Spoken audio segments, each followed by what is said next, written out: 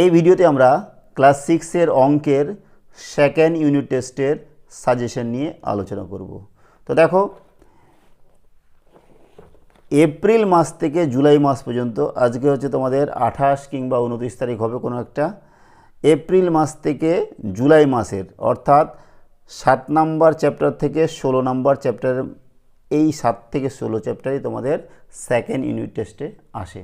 তবে কোনো কোনো স্কুলে এর থেকে কম বেশি হতে পারে, তোমরা তোমাদের সিলেবাসটা একটু মাস্টারমশাইয়ের কাছ থেকে ভালো করে জেনে নিও। কোনো কোনো স্কুল আবার আগস্টটাও ধরে নেয়, মানে 17-18 পর্যন্ত করে, কিন্তু যেহেতু এখন আগস্ট পরেই নি, এটা জুলাই মাস চলছে আর আগস্টের 1 তারিখ থেকে তোমাদের পরীক্ষা শুরু হওয়ার কথা। তো 7 নাম্বার চ্যাপ্টার থেকে 16 নাম্বার চ্যাপ্টারই সাধারণত আমাদের এখান থেকেই কোশ্চিন আসে।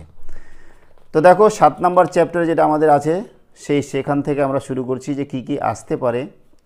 7 নাম্বার চ্যাপ্টার অধ্যায় 1 থেকে 6 পর্যন্ত আমাদের প্রথম ইউনিট টেস্ট হয়ে গেছিলো। আর 7 নাম্বার চ্যাপ্টার কী ছিল? 7 নাম্বার চ্যাপ্টার ছিল, দেখো, দশমিক ভগ্নাংশকে পূর্ণ সংখ্যা দশমিক ভগ্নাংশ দিয়ে গুণ ও ভাগ। তো এখান থেকে দেখো কি কি আসতে পারে। এই চলে যাচ্ছে আমাদের কোষে দেখি 7। কোষে দেখি 7-এর দেখো তোমরা 7 নাম্বার অঙ্কটা ভালো ইম্পর্টেন্ট আছে, ভেরি ভেরি ইম্পর্টেন্ট, ঠিক আছে। তারপরে দেখো গুণ, এই গুণের মধ্যে এখানে একটা দুটো শিখলেই বাকিগুলো তোমরা করতে পারবে। গুণের মধ্যে 3 নাম্বার, 4 নাম্বার, 5 নাম্বার, 7 নাম্বার, তারপরে 15 নাম্বার, ঠিক আছে, এইগুলো তোমরা করে যাবে। তারপরে চলে যাচ্ছি আমরা পরের পাতায়। হ্যাঁ দেখো, 11 নাম্বার। 11 নাম্বার আমাদের কোশ্চিনের 1, 4, 6, 10 নাম্বার, ঠিক আছে। তারপর দেখো 13 নাম্বার হচ্ছে আমাদের এই 1 নাম্বার কোশ্চিন, 3 নাম্বার কোশ্চিন, এই সরল দুটো করে যাবে। তারপর নেক্সট চলে যাচ্ছে আমরা 8 নাম্বার চ্যাপ্টার। 8 নাম্বার চ্যাপ্টারের হচ্ছে 8-এর দেখো নিজে করি 8.1, নিজে করি 8.1-এর এগুলো তোমরা সবগুলোই করে যাওয়ার চেষ্টা করবে, ঠিক আছে। সহজ আছে, তেমন কোনো কঠিন নেই। তারপর নেক্সট চলে যাও, এই যে দেখো নিজে করি 8.2, নিজে করি 8.2-এর 2-এর অঙ্কগুলো করে যাওয়ার চেষ্টা করবে, 2-এরগুলো শেষেরগুলো যেটা আছে। তারপর দেখো নিজে করি 3, কোষে দেখি নিজে করি 8.3, এখানে সবগুলো করে যাওয়ার চেষ্টা করবে। নেক্সট চলে যাচ্ছি আমরা দেখো কোষে দেখি 8, কোষে দেখি 8-এর 2 number, 4 number, very very important, ঠিক আছে। 6 নাম্বারটাও ইম্পর্ট্যান্ট আছে। তারপরে চ্যাপ্টার হচ্ছে আমাদের শতকরা। শতকরাতে আমাদের দেখো নিজে করি 9.2-এর 1 number, 2 number, 4 number, 5 number, 6 number, 9 number, এগুলো সবগুলোই করে যাবে এখান থেকে। তারপর চলে যাচ্ছি দেখো 112 পাতা। 112 পাতায় 2 নাম্বার কোশ্চিনের 2-এর 2, 4, 3-এর 1, 2, 5, ঠিক আছে। তারপর চলে যাচ্ছি আমরা 12 নম্বর কোশ্চিন। 12 নম্বর কোশ্চিন ইম্পর্টেন্ট, 13 নম্বর কোশ্চিন ইম্পর্টেন্ট, 16 নম্বর 17 নম্বর ভেরি ভেরি ইম্পর্টেন্ট, এই দুটো কোশ্চিন, ঠিক আছে। নেক্সট চলে যাচ্ছি আমরা আবৃত্ত দশমিক সংখ্যা, 10 নাম্বার চ্যাপ্টার। 10 নাম্বার চ্যাপ্টারে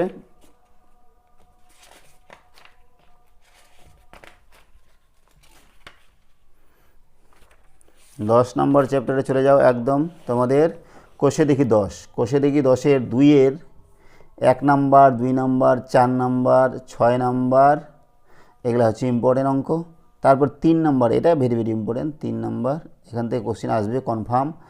1, 2, 4 নাম্বার, তারপরে 6 নাম্বার, 7 নাম্বার, 14 নাম্বার, এগুলো হচ্ছে ভেরি ভেরি ইম্পর্টেন্ট, এগুলো থেকে একটা কোশ্চিন আসবে তোমাদের কনফার্ম, ঠিক আছে। নেক্সট দেখো চলে যাচ্ছি আমরা 11 নম্বর চ্যাপ্টার, সুষম ঘনবস্তু গঠন বিষয়ক জ্যামিতিক ধারণা। কি কি আছে এখানে দেখো, এই যে দেখো, এই যে তোমাদের 127 পাতা, এইখানে বিভিন্ন রকম আছে, এখান থেকে একটা প্রশ্ন তোমাদের শর্ট কোশ্চেন আসবে। যেমন মনে করো, ধরো যে গোলকের কয়টি তল, ইটের কয়টি তল, এই ধরনের প্রশ্ন আসবে এখান থেকে। তারপরে এইখান থেকে তোমরা একটু দেখে যাবে, এই যে এই পার্টটা সহজ আছে।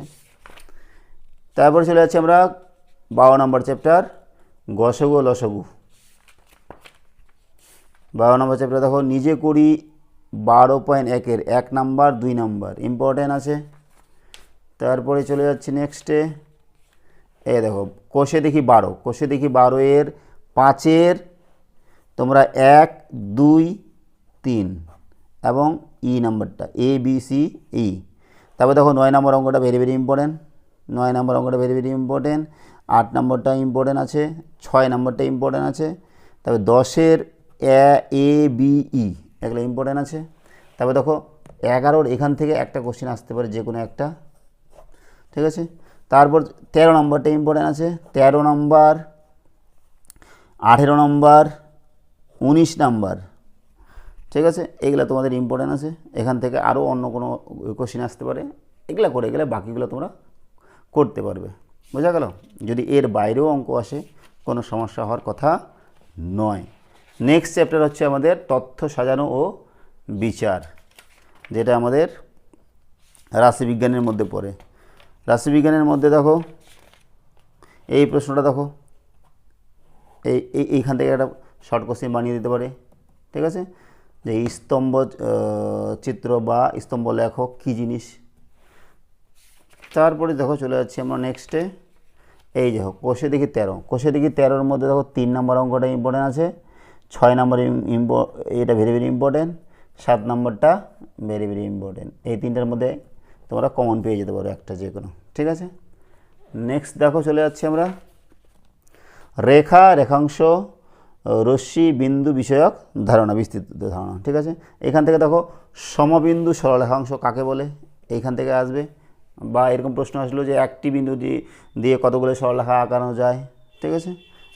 বা দুটি বিন্দু যোগ করে কতগুলি সরলরেখা আঁকানো যায়, ঠিক আছে, এরকম আসবে। তারপরে সমরেখ বিন্দু কাকে বলে, এটা আসতে পারে শর্ট কোশ্চেনের মধ্যে, সমরেখ।